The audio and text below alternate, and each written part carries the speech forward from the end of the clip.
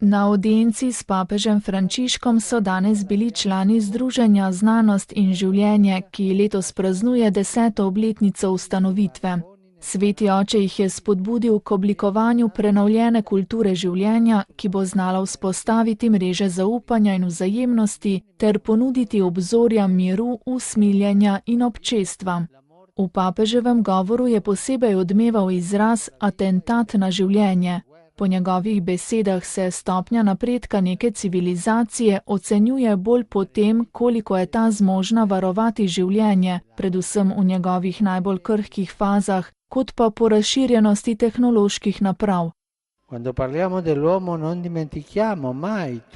Ko govorimo o človeku, nikoli ne pozabimo na vse atentate na svetost človeškega življenja, je poudaril in začel naštevati. È attentato alla vita la piaga dell'aborto, è attentato alla vita lasciare... Atentat na življenje je splav. Atentat na življenje je pustiti umreti naše brate na barkah v sicilijski ožini. Atentat na življenje je smrt na delu, ker se ne spoštujejo minimalni varnostni pogoji. Atentat na življenje je smrt zaradi podhranjenosti. Atentat na življenje so terorizem, vojna, nasilje, a tudi evtanazija.